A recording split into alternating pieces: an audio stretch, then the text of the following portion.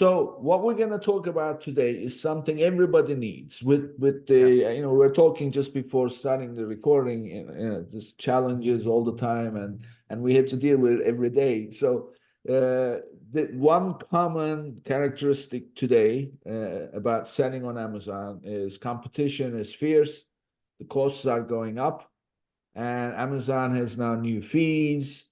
Advertising is getting more expensive.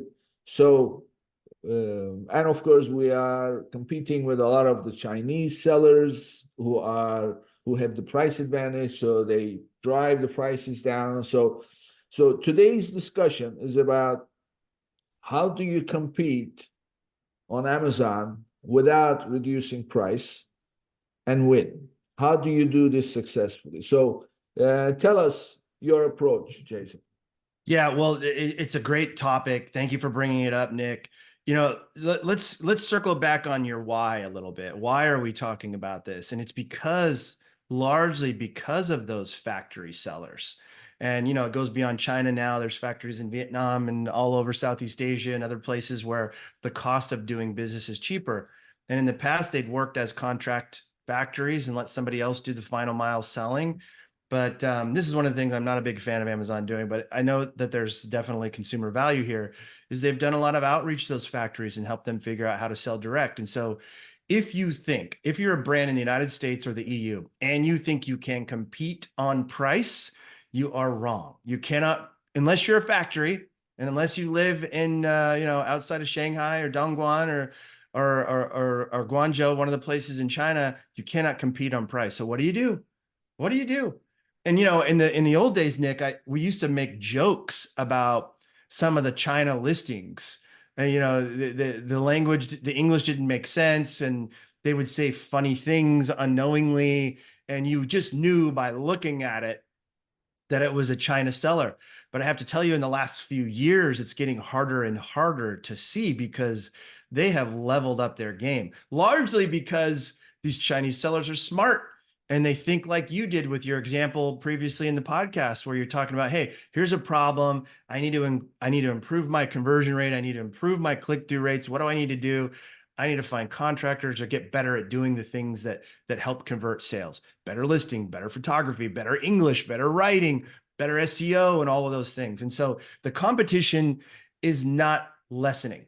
Like when I first started in 2003, Nick, you could throw up a listing that looked so bad, it made factory spec sheets look good, and you could still do gangbusters in business, right? Fast forward to 2024, and you can no longer do that.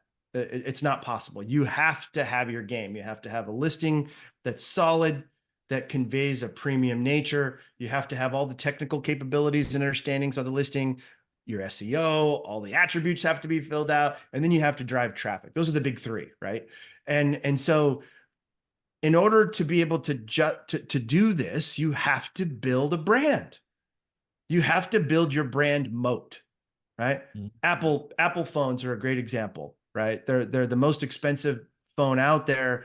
They have a very large market share with fewer quantities sold than some of the Android phones, right? Mm-hmm. So the Android phones are lower margin. They're much higher quantity and volume, but Apple's able to manage with similar revenue, right? On a revenue market share.